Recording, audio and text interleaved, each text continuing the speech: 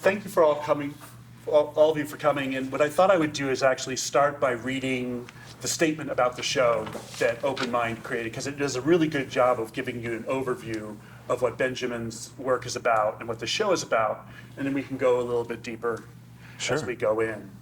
So, in his exhibition, Wayfinding, Benjamin Lowder returns with his latest in an ongoing series of mixed media works, which he refers to as myth, math, and magic.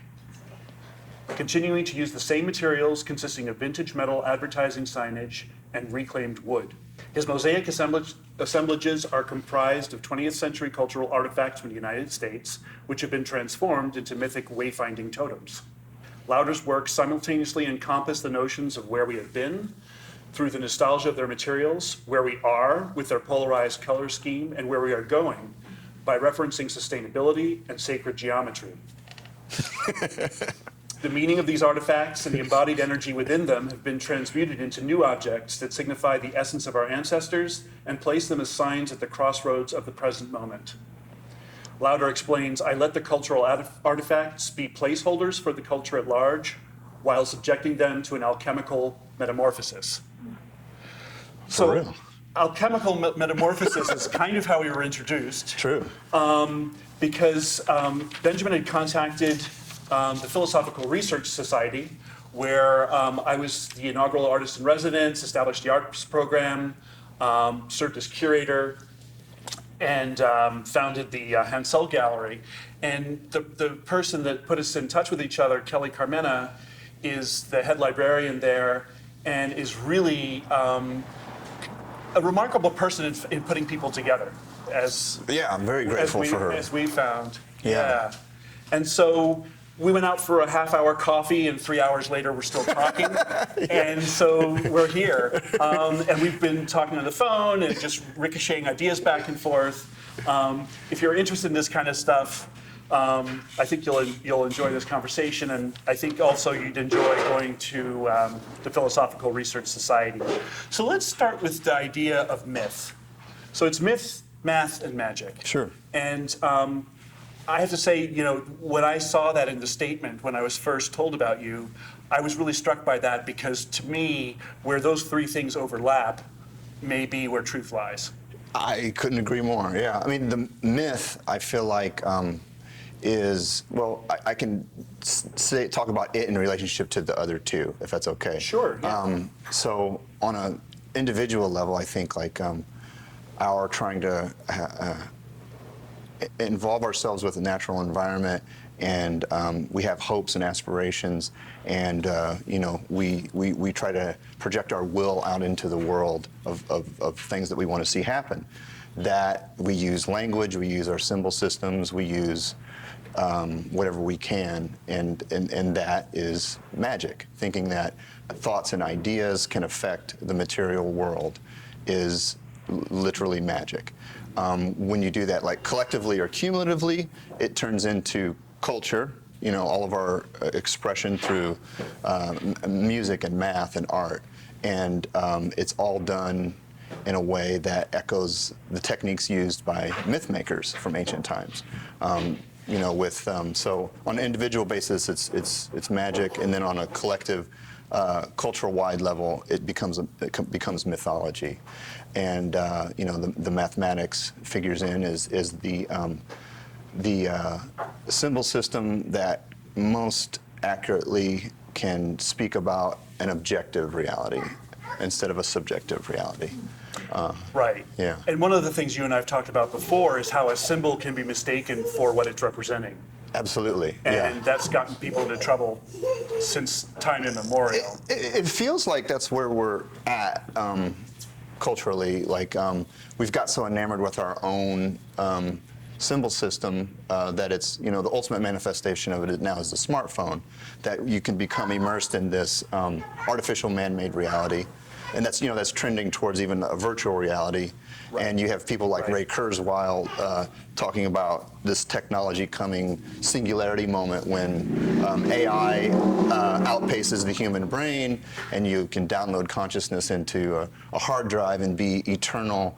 And it's not just Ray Kurzweil. A lot of Terence McKenna started touching on things like that and talking Yeah. about that's our human destiny, that's the place where we're going. I mean, I definitely want to push back against that narrative and that mythology, and I would say that, all of that technological innovation is an externalization of internal organic gifts. And, Yeah. you even hear people talking about like, oh, reality is some kind of a virtual simulation, like a la, the Matrix. Right. Right. And that, reality is a computer program. And because there's so much correspondence and correlation, but they have it turned around in that a computer program imitates reality and the way nature operates, and all of our technological innovation is just a reflection or approximation of nature. Right. And like you go back to when the wheel, the nature that the nature in the universe is a wheel, and then you start inventing pocket watches, and it's a clock. Well, now we're most proud of our AI and our computer virtual world, and so nature is obviously a computer program. Well, I mean, there's a couple things you said there that are really interesting. I mean, one is I think of Werner Heisenberg talking about what we experience is not reality, but reality exposed to our method of reasoning. Yeah. Which is that layer. That right? subjectivity, yeah. And I mean, anybody who's been in a restaurant looking at a couple having dinner together, both of them looking at their phones, not talking to each other, realizes the simulation has actually exceeded reality, as it were.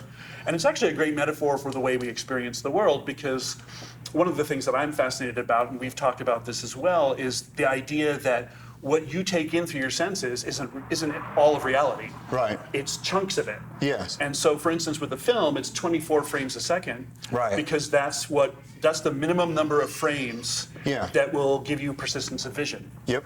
So that means that there's an infinite amount of information there that we're tuning out just by looking at something. Yeah. And I like that. I mean, especially here in Los Angeles, where the illusion is being generated, like the globally dominant visual, illusion. And I don't mean illusion in a negative sense. It's just that, it's a two-way street. Our narratives and mythology that we create reflect reality, and then they also influence it. Yes. Like they create an expectation of what we believe is possible. Right. And that's with the artwork, and again, it kind of dovetails back into this whole technology idea, and that nature is this code. There is truth in that language and symbols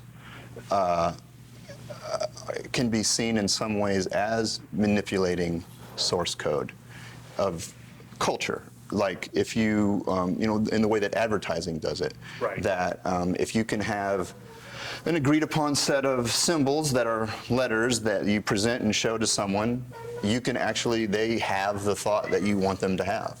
Right. And that, you use letters in sequence to spell, and it's not just a coincidence that they're casting a spell with the act of spelling, and creating a kind of a surrogate nature that you feel like we have to go through them in order to access. Right. Where there's this, it kind of sets up this priest class of in between us and the real natural world.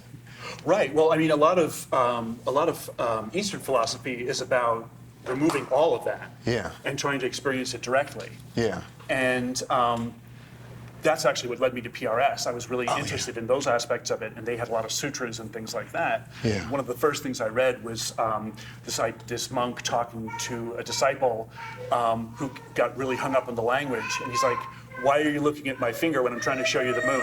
Right. Yeah. Perfect. And so, let's talk a little bit about the work itself right away, because I want to go deeper into what we were just talking about, but also.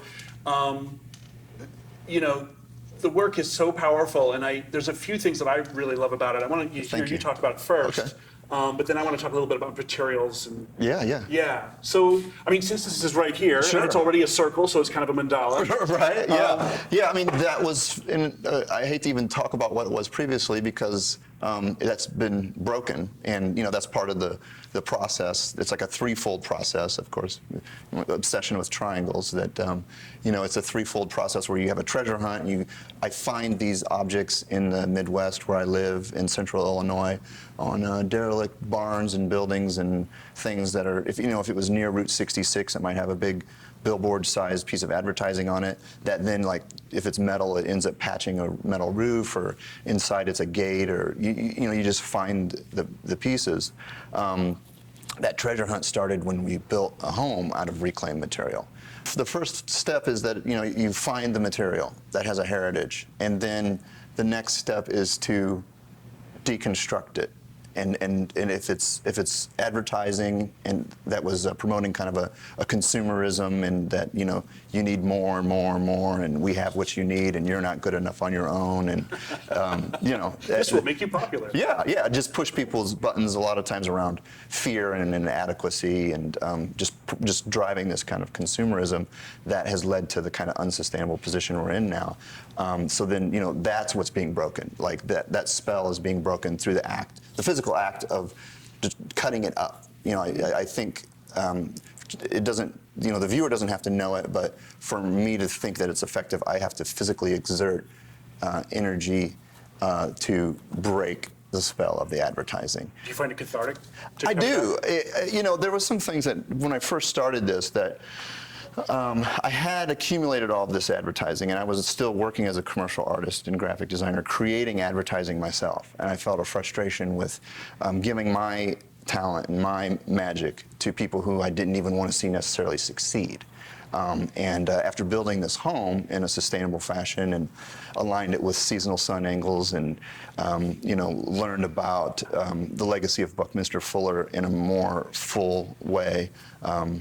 I'd gone to the university where he had taught at, but he's before my time, Southern Illinois University, and I understood his legacy academically, but not till building a home that was in alignment with nature through, like on the winter solstice, 2/3 of the interior receives direct sunlight, and on the summer solstice, no direct sunlight. So you're dealing with geometry in alignment with nature. And I'm going to bookmark you right there. Okay, yeah. No, because I mean, here in Southern California, first of all, anybody who drives through Southern California can tell in one city block that they're not purists.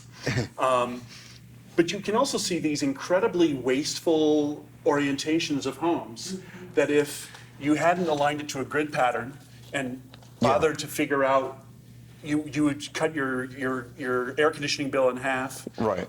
Just by orienting it in a proper direction, and by simply, and also calculating what the angles should be in terms of the structural aspects of it, so that it would block the sun at a certain point and let it in at another. And there's a diagram on Benjamin's website it's very simple, but it illustrates it beautifully. That when the sun's here, it doesn't go into the house. When it's down here, it does. And and it's not rocket science, although you'd think it would be. It's BC technology. It's right. It's simple, like fifth grade, Pythagorean geometry. Right, and the house is not BC, by the way. It's pretty beautiful.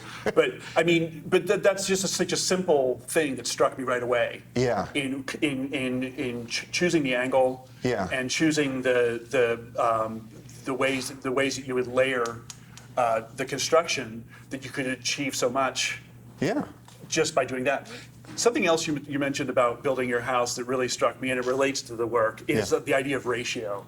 Yeah. Can you talk a little bit about that? Sure. Yeah. So looking, thank goodness for the internet. So technology. I'm not a Luddite. I appreciate the fact that we can have all access to information right now. Figuring out how do you build a house that uses geometry in alignment with nature, that heats and cools itself naturally, and the thermodynamics of that. Like I said, people figured that out thousands of years ago, before HVAC allowed us to just have everything curb appeal. It's right. Again this kind of a consumer-driven thing, that the resale value dictates where all of that stuff goes, instead of, so you're aligning to commerce instead of nature. Again, it's just like the advertising. The design of the home is aligned for the curb appeal of resale. But in looking through all that, that was guiding the shape of the house. But then there was this, a lot of that old information, came from temple building practices. And as when you're searching through that, you find it a lot because, those were the major ancient construction projects. And something that they used over and over again was a phi ratio, PHI, which is 1.618. It's not pi, but it's phi. And phi, when I saw what that was, I was blown away and shocked that this isn't like the cornerstone of our education. That every bit of natural growth happens on a phi ratio. Right. It's also known as the golden ratio. The golden ratio. You've seen it in snail shells. You've seen it in whirlpools. Yeah, I mean, it's all through our body. Storm systems. It's like if you take this knuckle and measure it and divide it into the second knuckle, it's phi. And if then you take, again, this into this, it's phi. Your hand into your elbow is phi. Right. But you've got it with a line segment so the small divided into the large equals phi.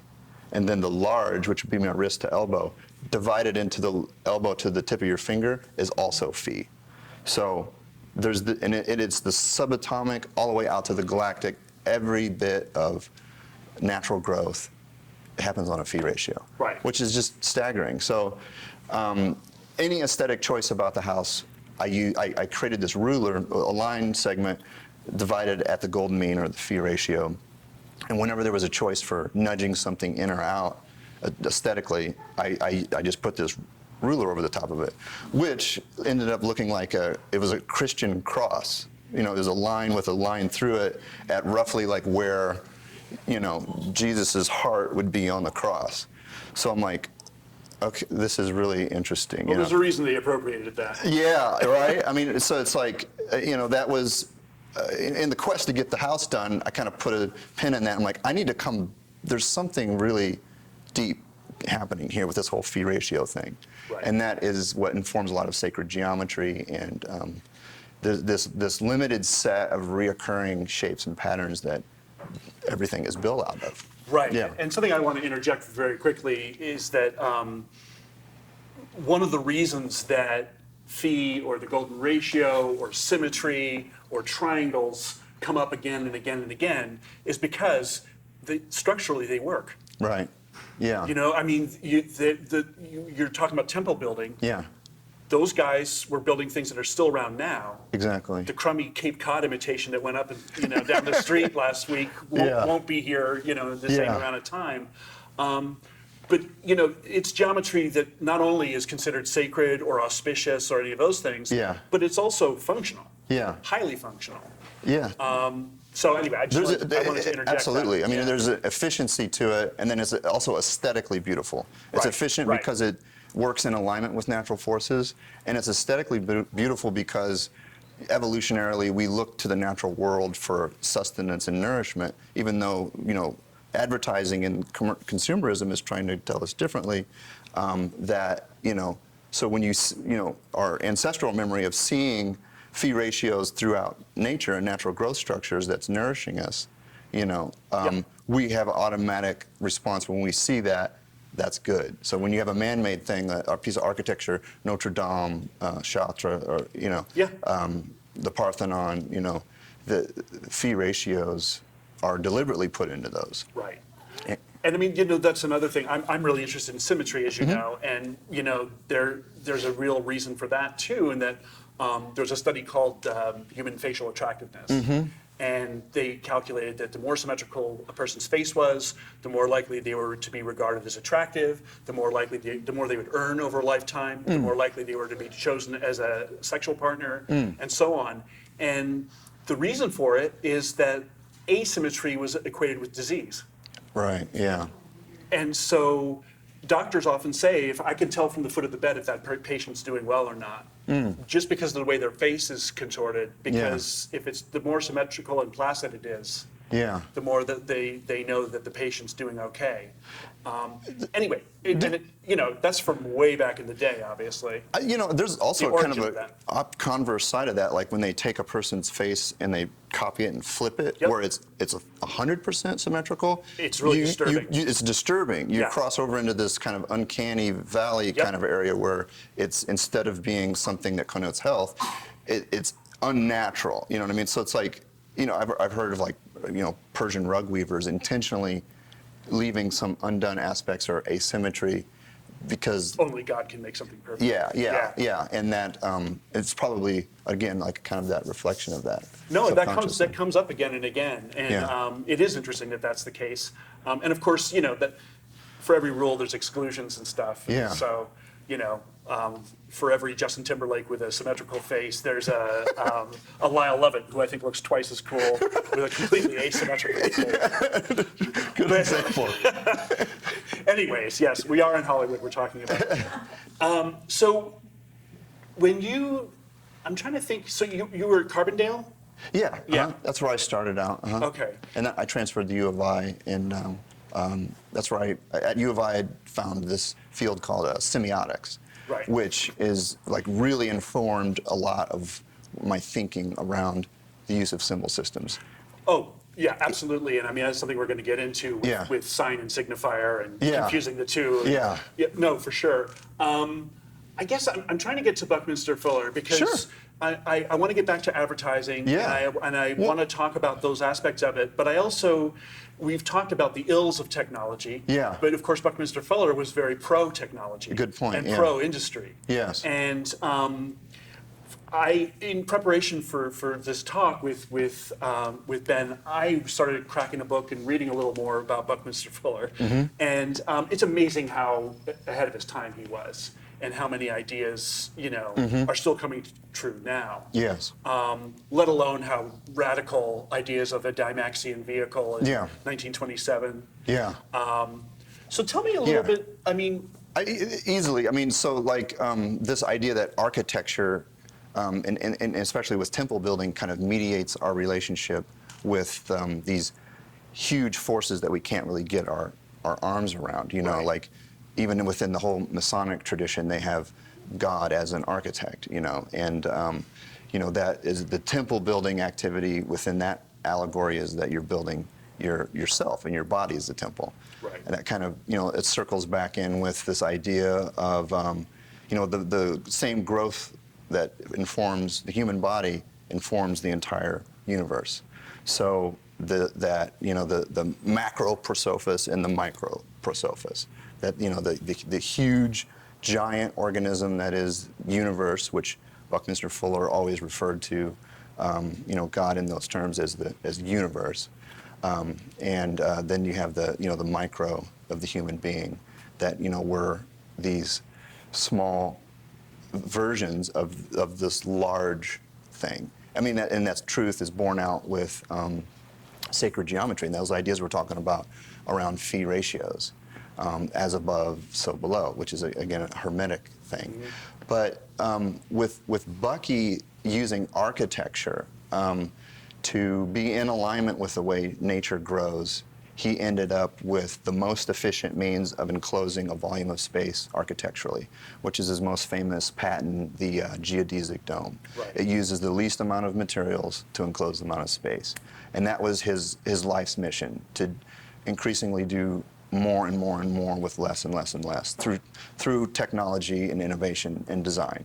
Right. And he said that he looked at nature to understand its operating principles, not necessarily just flatly to imitate it, but see what principles were at work there and let those inform architecture or vehicles or what all these artifacts that populate our world.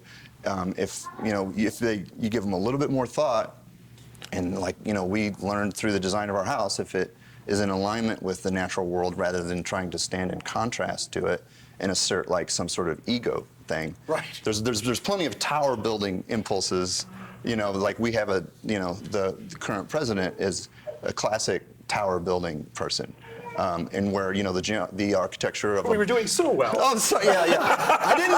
I didn't say any names. the architecture of a geodesic dome is a more nurturing shape, which is what architecture ends up looking like when you strip away everything and just say what would be most efficient. It's not trying to reference some sort of lineage of European classicism architecture. It's all of that detritus of our cultural heritage is stripped away, and it's like, well, what would be best? What's in alignment with nature? Right. And I think a lot of what I end up being interested in or attracted to are things that are mediating our relationship of on a small scale to this large scale, or to the material to the spiritual. Mm-hmm. And if you think about it all long enough, it always ends up in this kind of dichotomy, or this dual thing. And Bucky was really fascinated with this idea of the inside and outside, like in the building that I work in on the campus of Southern Illinois University in Edwardsville, the Center for Spirituality and Sustainability that Bucky designed in 1972 with his architectural partner, who just passed away this month. I saw that, yeah. Yeah, Shoji Sadao was an important, crucial person to helping Buckminster Fuller realize all of his visions. In that Bucky encountered him while he was a cartography student at Cornell, and Shoji had served in the military and learned his cartography and map-making skills there. And Bucky was really big on having an accurate picture of the world, especially with two-dimensional maps. It irked him that classroom maps gave an inaccurate picture of the world, that children were sitting there looking at an inaccurate picture of the world all day, because when you take the 3D sphere and unwrap it into a 2D plane, the poles get stretched. Right. His innovation was to break that up into a series of triangles, and it appeared in Life magazine in the 20s, and his first version was what he called a vector equilibrium, or a cubo-octahedron. Sorry, which is a fascinating shape that governs a lot of the universe. But when you unfold it, it's kind of unwieldy, and it's a weird shape. It looks like a gerrymandered political district or something. It's this weird thing. So Shoji, keep going back to that. Yeah. Well, I didn't say it. It's just, yeah. So Shoji helped him convert that into a icosahedron, which is a 12-sided shape that's one of the Platonic solids. And it unfolds much more beautifully. They got a patent for it. It was one of the first patents for cartography for 150 years of innovation. It was, yeah. The genius of it was, and the point of it was, that it doesn't distort any of the land masses. Like, on the Mercator map, which is what we're all used to seeing with the equator as its central line of reference, like Greenland is the size of North Africa. Africa is very diminished. Countries around the equator are very diminished in favor of these northern hemisphere countries that look very big. And then, of course, the United States is always central, and then we're separated by vast oceans from these others, right? So we're separated from Africa by the Atlantic Ocean and Asia by the Pacific Ocean. And it's very easy to kind of reinforce ideas of nationalism and this tribalism around this separated map. And that's what kids are being indoctrinated with. The Dymaxion map, Buckminster Fuller's map, unfolds from the North Pole, and it uses a north-south orientation of the 90th longitudinal meridian. Right. Which is cartographers refer to as a great circle. It's like the equator, that's a line of latitude, but this is a line of longitude. And he used it because it's the only line of longitude that stays the 90th in both hemispheres. Right. So when you unfold the map in a north-south orientation from the pole, you're left with one island of land and one ocean, which totally obliterates all these us and them things.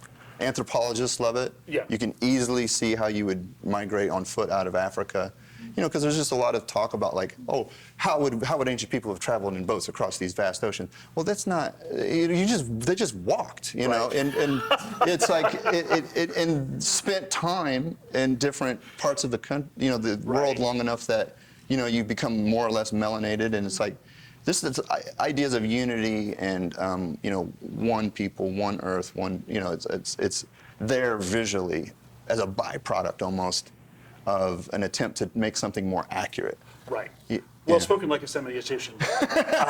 Because I mean, it's a great metaphor for the way we use language to name something, but then we've colored it, Yeah. and we have we've not only have we labeled it, but we've changed the way we think about it. Yeah. And you can't really navigate without language in terms of communicating to other people. Yeah. But you are changing the meaning, and if you brought up politics earlier, I'll hit it now.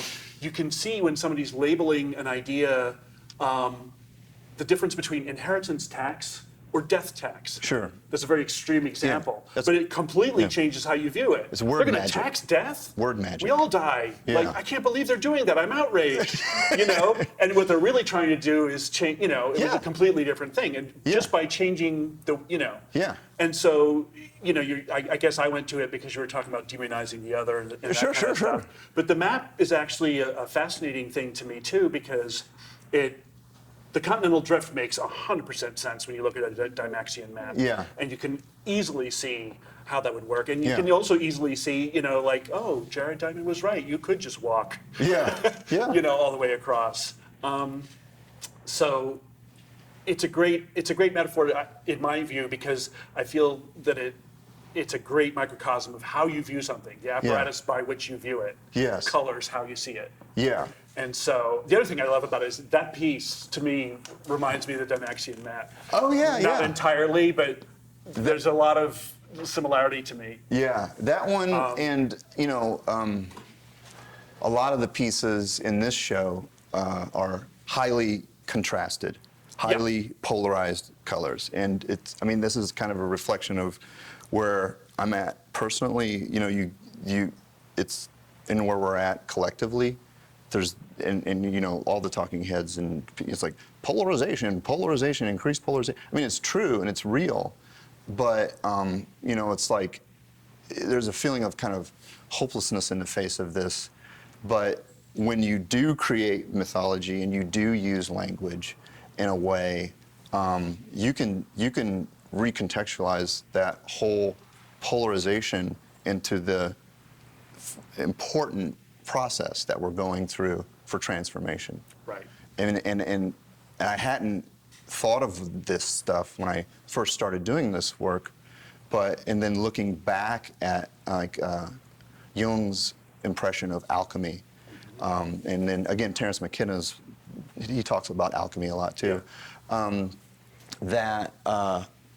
What it is a in the Hermetic tradition, Hermes, and the term hermaphrodite is a perfect example of what that means. Is that it's both male and female. Those are two poles integrated in one, Right. and that it feels like our goal is undergoing this.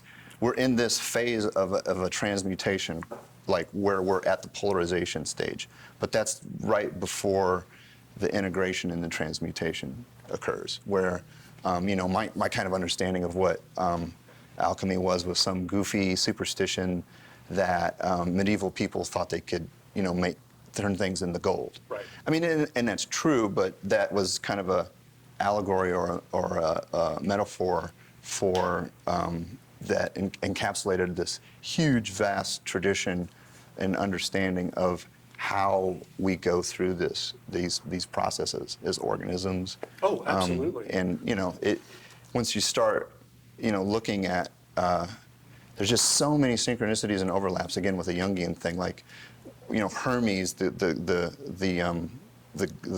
what he would be the Greek or Roman god. Mercury and Hermes. Hermes was Greek. Mercury was Roman. The messenger, the intermediary between worlds, and the person who showed travelers on the correct path.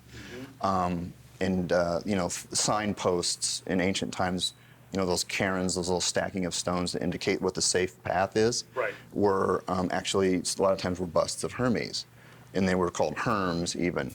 And it's even funny. The term herm is a mix of him and her. Right. It's like there's just so much there, and looking at signage that indicate where we're going and manipulating signage, and like what's our cultural trajectory. It's reflected in our advertising and our anxieties and our fears. And oh wow, look, a lot of times when you need it to get your attention, it has to be highly contrasted. It has to, like these ones over here are made out of caution barricades, actual caution barricades that kind of indicate you're going the wrong direction, and all of this stuff, it's like there's this loose association between it that felt like, like when you're struggling with not being able to affect the cultural trajectory, like you can take cultural artifacts and work on them in a way that you will, can release back out into the culture as, wayfinding totems. Like this path that we're Right. going on this is part of the journey. This is the tough part. This is the part where like the caterpillar can no longer sustain in that previous, just leaf-eating form that was just consuming and munching and growing and consuming. And you just get to this point, this bloated point that, and the weird thing is like these pieces were inspired by caterpillar markings and then like tiger swallowtail markings that the caterpillar has this like highly contrasted color pattern. Right. Which and then again, it's like so crazy that like it dovetails, animal markings are a form of communication. Advertising and signage is a form of communication. Art is a form of communication. And it just all is identical in that at the point when that organism has to transform and go through its metamorphosis, its alchemical transformation, it has to go through the solvae, which is the breaking of bonds, which is the liquefaction, and then the coagula is the reconfiguration that it takes, it has this highly contrasted, polarized, warning sign. And it's just, that is a bit of, myth making in trying to grapple with where we're at on this planet. Right. Well, I mean, it's interesting because alchemy can be thought of, as you said, as superstitious nonsense. But the more you learn about it, there was a great show here at the Getty called The Art of Alchemy. Actually, a lot of the books were from PRS's collection. Oh, terrific, yeah. The curator, David Braffman, gave this amazing talk where he showed how contemporary technology has alchemy to thank. Yes. So Merck came from alchemy. Yeah. And LCD technology came from alchemy. Yeah. All these chemistry. Chemistry. Came from alchemy. Well, I mean, the word is chem, it means Egypt. Right. Al-chem means of Egypt, and that's where like the first alchemy was being done. Right. Yeah. And then there's a couple interesting things. Egypt is a great example where the idea was you could, if you were in the right alignment, you could communicate with the unborn, you could communicate among the living, and you could communicate with the dead simultaneously. Wow. Which is a great metaphor for a multiverse right there. Yeah, yeah.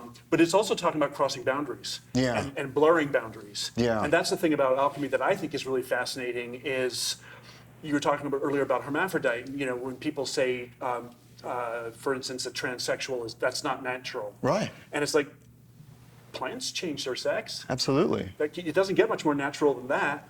We don't know what our evolutionary trajectory is. This could be a long game in which our ultimate destiny. Well, it is a long game. Do you think the creators is not gendered? You know what I mean? Source or whatever you want, a universe certainly isn't. And it's just like you mentioned. You're crossing a border. You're crossing a boundary. Mm-hmm. It's just uncanny how that at this moment, that is one of our preoccupations. That people are crossing the border. You know what I mean? This piece is called Borderlines. You know, and then that's it. I didn't know that. And it's like it was formerly a Pepsi sign, and now, you know, it's like this idea of America in crisis. Like, this is a warning.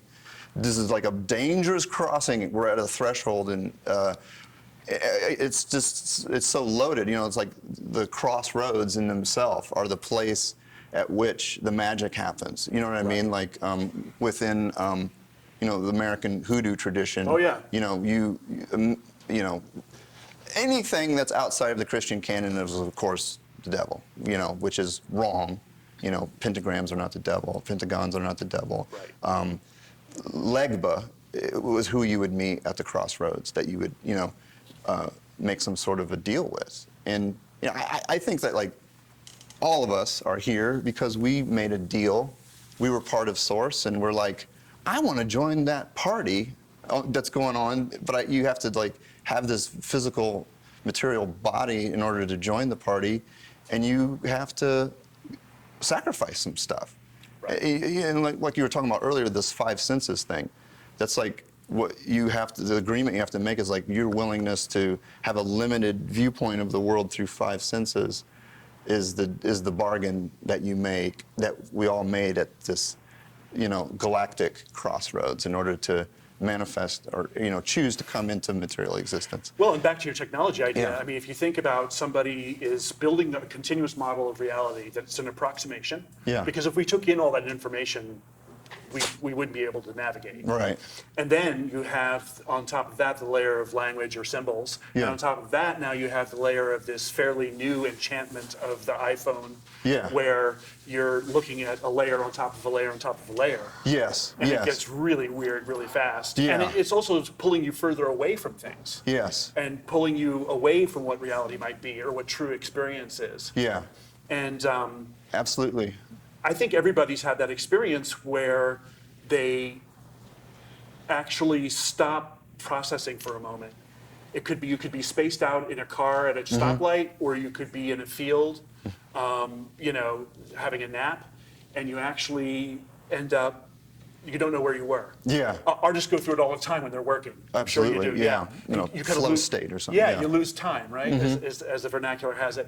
And you've been meditating. You've gone somewhere else. Yeah. You've actually. That's the time where you probably are experiencing. Yes. You know, the truest reality. That, I mean, from a practice standpoint, you know, that's what the art making is for me. You know what I mean? Like, Yeah. it is there's, again, you know, the myth, math, and the magic. There's a personal level that is magic, and then you're dealing with the cultural artifacts, and that's the myth and mythology, and then reconfiguring it on these things that reference an objective truth through mathematics. Right.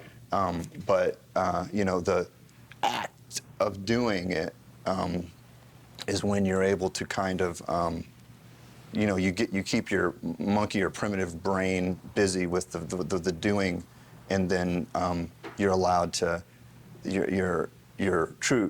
don't know, I don't want to hierarchical label it, but a different part of you is able to kind of become more present, I guess. Yeah, of course. Yeah. No, and I mean, you know, in an acting class, they'll say, give yourself something to do, so you stop Yeah. focusing on the language. Yeah. Or you'll hear, you know, an amazing philosopher say, oh, I do my best thinking when I'm working on the car. Yeah. You know, I mean, Yeah. it's just there's something to occupy that aspect of things. Yeah, yeah. How many people have great ideas when they're gardening? You Yeah. know, I mean, it's that kind of a thing. I actually want to really focus on advertising for a moment. Sure. Because it's interesting, you know, myths are, I just regard myths, well, they're a fascinating subject. One of my favorite quotes, which I actually wrote down in preparation for this, Oh, terrific. that I will quote about myth. There's a couple actually, but one of my favorites is Joseph Campbell. Yeah. You know, saying, why is mythology everywhere the same beneath its varieties of costume? Terrific, yeah. And you know, that's the guy who, you know, obviously realized that the same stories keep coming up over Yeah. and over again. And really, myth on one level is how we carry ideas around. Yeah. But then it becomes much more powerful because it starts to shape how we think. Yeah. And that's where advertising comes into it. Yeah. In my book. Yeah. I think it's interesting that your work is often working with advertising at a bit of a remove, and that you're looking at it. The stuff you've collected is early 20th century, right? Or mid Yeah, 20th yeah, century, yep, early yeah. 20th century. But it's an older Pepsi sign. It's an Yeah, older, yeah. and they're and it sort of crossed that line into becoming an artifact now. Yeah, yeah, And then you work with it. yeah. And you told me that you sage it before you. Yes. No, but I mean, Yeah. you're seriously purifying it. I think it's important to, I believe in this idea around embodied energy in things, and that, when you think about the heritage and the history of the materials, age accumulates this kind of resonance of embodied energy in it.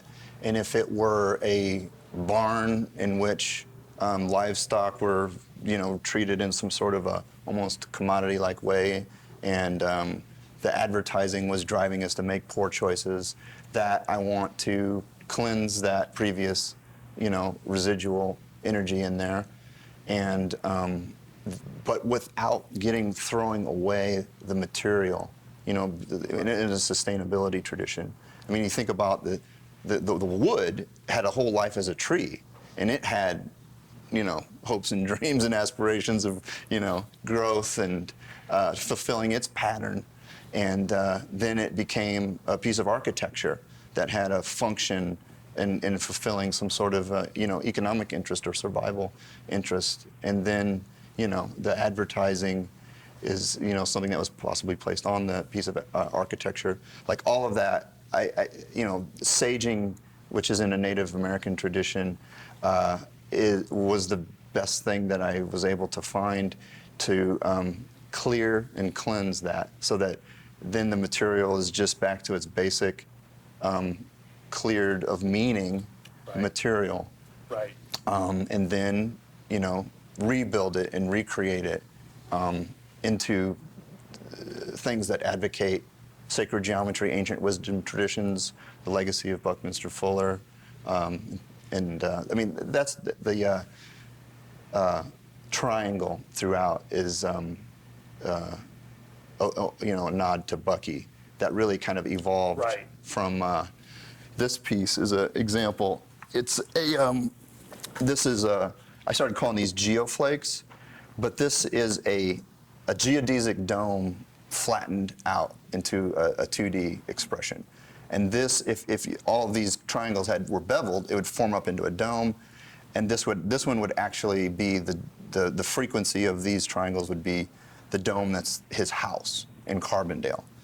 I was working for him and trying to help him raise money, and they wanted a fun thermometer to track the fundraising that evoked Bucky's, aesthetic. So, I looked at an aerial view of the dome. The triangles on the side are foreshortened, so they weren't like full triangles. So just to get a kind of uniformity of triangle, I thought, oh, what will this look like flattened out? And this is what it looked like. And this was like right after building and designing the house.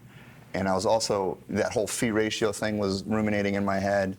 I was, reading books about Kabbalah and ancient wisdom traditions. And, the Kabbalah is this diagram that is, intermediate relationship between the material up to the spiritual level. It came out of a Semitic, North African, Middle Eastern tradition. And so, doing this was like, oh, okay, I'm not going to give my advertising energy to people I don't want to succeed, but I would like to see Bucky's legacy succeed. So, okay, I'll do that. Right. And use your powers for good. Right. Well, yeah. So it's like, I was a student there, and I understood Bucky academically. It's like, oh, well, that's novel. It's round. It's not square. And that was kind of, admittedly the extent of what I understood about his legacy until the doing of building a structure and trying an alignment with nature and using geometry in that way that reflect natural geometry of seasonal sun angles. Then when you come back to Bucky's legacy, and it's like, oh, okay, yeah, he was striking a really like deep eternal chord here in the lineage of Pythagoras, Copernicus, Kepler, Newton, but anyway, so this is the shape, and in doing this. This, just for reference, this is a geodesic dome. So, it's a series of triangles that come together to form a sphere, and this is the work he did with the Dymaxion map in reverse. So, with a Dymaxion map, you took a sphere, broke it into a series of triangles, and flattened it out. That patent came 10 years before the geodesic dome patent, which again uses the least amount of material to enclose a volume of space architecturally. So then you can turn a sphere back. You can create a sphere out of a series of triangles, and always the central hub is a pentagon, and then you can see also that it's a pentagram, and in building a home and seeing these ancient building traditions that are echoed in the metaphors and allegories of Freemasonry. The Freemasons' symbol is a pentagram or a star. Right. And obviously, the American flag is also a pentagram. But what it is a reference of the transit of Venus, like the circle, the orbit that it forms. Venus is like Mercury, the messenger, the intermediary between worlds, is between us and the sun. Right. So there's 5 points where the Venus and Earth align with each other, and they form a pentagram. Right. If you were to connect those, ancient people, understood that, and the pentagon and pentagram is totally informed by phi ratios. But in flattening this thing out, I saw this little unit of geometry was like the key piece that, and then looking at subsequent geodesic domes, like that little collection of geometry is what creates the curve. Right. And so there's the pentagon that's on the top, and so it's what it is you take that and you rotate it 72 degrees. There's one. So there's 5 of those. There's 5 of these in every geodesic dome. The number of triangles between are the only thing that it changes to create the size of it. So, this, when I redrew the flattened out dome, jumped out immediately because it looks exactly like the Tree of Life diagram, which is that way that we intermediate between material human existence and the Creator. Right. Buckminster Fuller was working to try to understand how nature's principles work so he can inform architecture with it for the betterment of humanity. Right. I mean, it's a literal practice of that relationship. And, in case people don't know what the Tree of Life diagram looks like, this is kind of a busy version of it. But, I mean, you can definitely see where this, pops out of it. And these are called Sephiroth. All 10 of them are represented in this without having to adjust it at all. Right. Kether is the crown, which you up to the holy, and then Yesod is the foundation. But all 10 of them are in this. So it's like this thing rotated 72 degrees. So there's 1, 2, 3, 4, 5 of them. And this is his house. Right. And it's like, so, I was designing my house, the golden mean tool measure was a Christian cross. This is a Semitic tool symbol for our relationship with material and spiritual. Yeah, tell them what the workmen said when they were working on your house. Yeah, so through the process of building it, I based it off the winter and summer solstices, so that on the summer solstice no sun comes in, and on the winter solstice a ton of sun comes in. So we had a concrete slab poured, and I marked out on the floor where the shadow line of the roof overhang would be on December 21st. And they were like laughing. I even cut a groove in the floor, and that's like, okay, yeah, we'll see. And I'm like, and on June 21st, it will be on the edge corner, the outside corner of the concrete. And again, like you say, it seems miraculous that it works, but it's not complicated. You know what I mean? It's simple, but it looked like, to uninformed people, it looked like magic or something. You know what I mean? It's like, what kind of sorcery is this? You know what I mean? It's like, but it's like, that's what happens when you work with nature rather than against it. Right. You know what I mean? It is a miracle. Right. We are living in a miracle. and if you, acknowledge that and work with it, miraculous stuff happens. I mean, with the Bucky thing, like I could share so many anecdotes about how, it's beyond art. I mean, like, I truly believe that investing this energy in this way, in these material objects and transforming them and recasting them out in the world has actual effects. And the whole alchemy and magical tradition was not in my head when I started doing it. I did it intuitively and then learned about that, and it felt like validation after doing it. And I'm going to park you right there. Sure, Hold your thought. sure. But it's astonishing when you research this stuff how many rational minds ended up studying alchemy very seriously. You mentioned Newton earlier. He spent more time studying alchemy than he did physics. Right. And so many people have gone down this road and seen value in it. Obviously Jung as well. Yeah. So I'm sorry, I just wanted to interject that because... Yeah, I'm glad you did, because that kind of jogged my memory about this whole concept of integrating of polarities or polarized positions. The geodesic dome, and Bucky wrote a whole essay called Go In to Go Out, and one in particular in Edwardsville. That's a miniature Earth. Literal macrocosm. The Well, yeah, it's the one on the Edwardsville campus. It's the Center for Spirituality and Sustainability, but it's a translucent miniature Earth that serendipitously got to straddle the 90th longitudinal meridian, which was the key insight for his map. That campus didn't even exist when he started working on that. He wasn't even working at Southern Illinois University. And then even when they got that farmland with the 90th meridian going through it, the university didn't even pick him to build the building. It was a HOK architect's project, and it was going to be a normal rectilinear building that had nothing to do with the 90th meridian.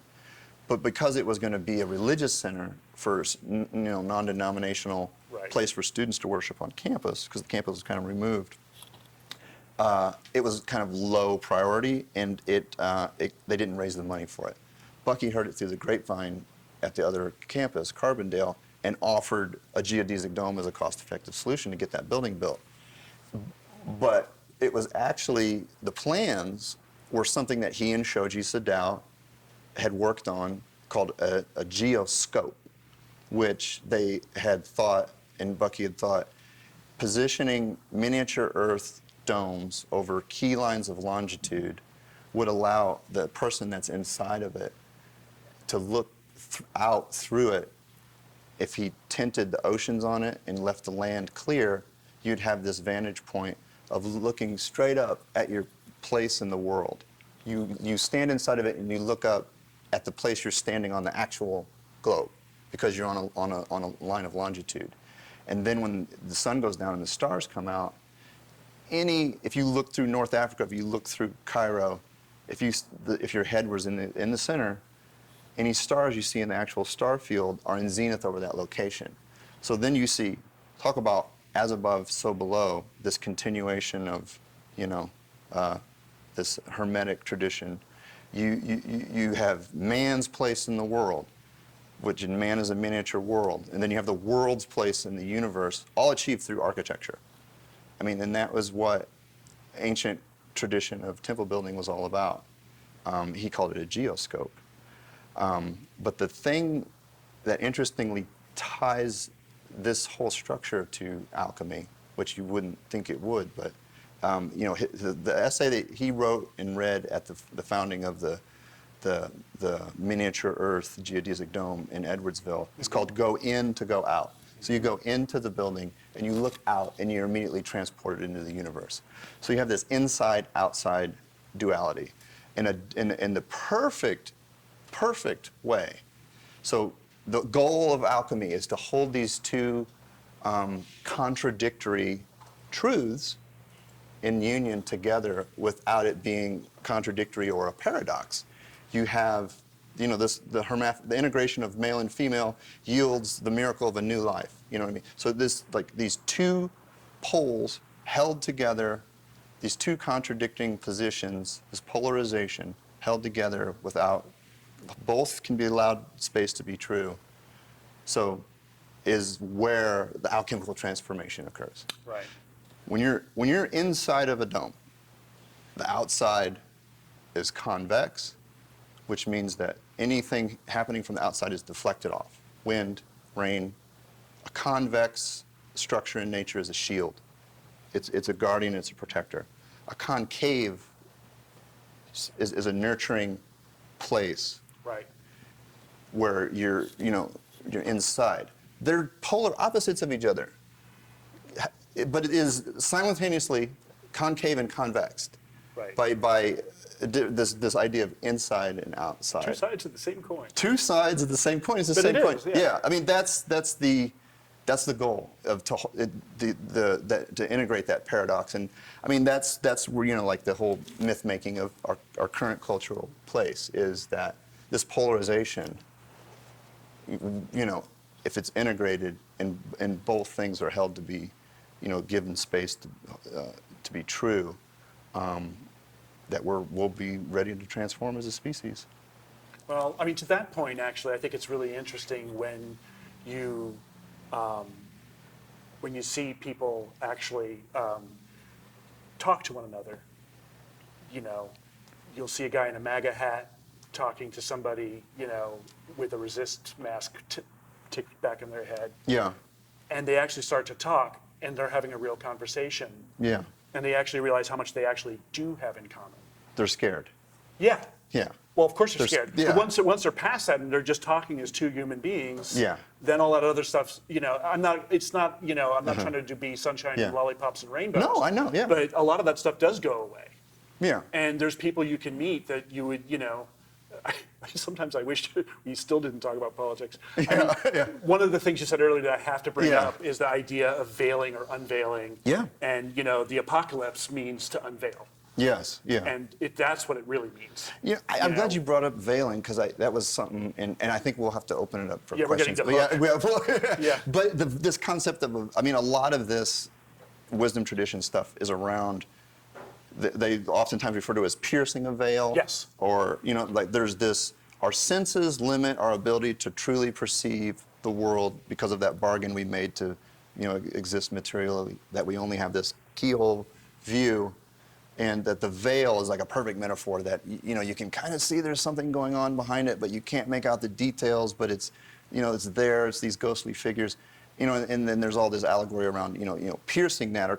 I always feel resistant. I like the veil concept, but the violent act that has to be committed on the veil feels wrong. Just today I thought, would it be cooler if the veil is actually this kind of osmosis thing that you have to be ready to pass through.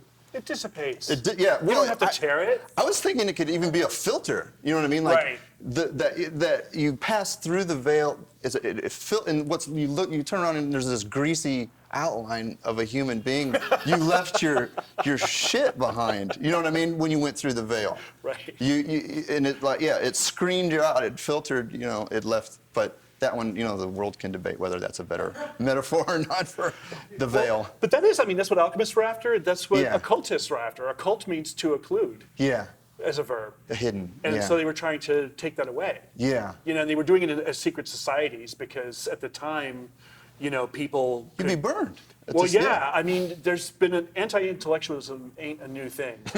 And, one of the things I always bear in mind is that Kepler had to take time off of proving that orbits were elliptical to Yeah. defend his mother on charges of witchcraft. Right. So it's always going to be, Yeah. a little bit behind. So when I met Ben, we talked for hours and hours and hours, and he recommended a couple books on Buckminster Fuller, and I cracked them and went through them. And one quote I found that echoes an idea that I really like, and a lot of people have articulated this, but it's especially apropos because Buckminster Fuller said it, which is artists are really much more near to the truth than have been many of the scientists. Sweet. If Bucky said it, it must be true. There you go. Thank you. Yeah. Thanks for bringing that to the table. Thank you very much. Yeah.